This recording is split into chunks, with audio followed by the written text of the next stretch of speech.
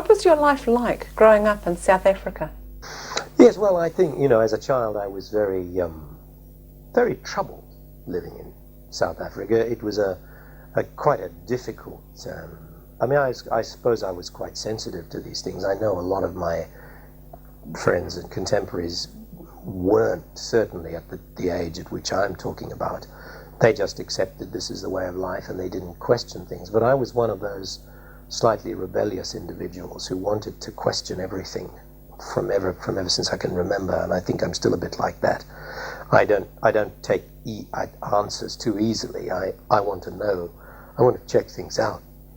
And so I became rather troubled by living in apartheid, with the conditions of the country and the fact that you had to make political decisions almost every day of your life as to where you could sit. And there's a bench which says, you know, only for whites, or this bench says only for blacks, or there's a door at the post office which is only for whites and another for blacks.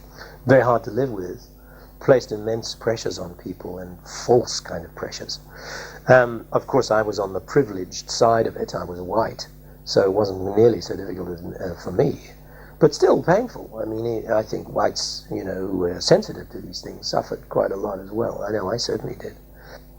And then I set out on a search, really, for an expression of the oneness of humankind, for something which reached across the artificial, superficial barriers of race towards a more, you know, a common humanity, a common shared experience of humanity.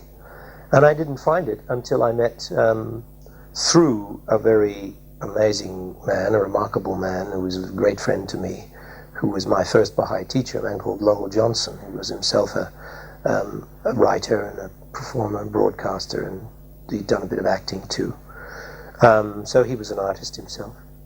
And through him I eventually met a group of people who showed me a new way, and they were Baha'is, and they were people who were from all sides of the color line, which in itself was quite remarkable in South Africa, to find people who actually managed to communicate across the barriers of race. But not only did they communicate, they produced a level of harmony and I can only say human love, which I'd never seen before.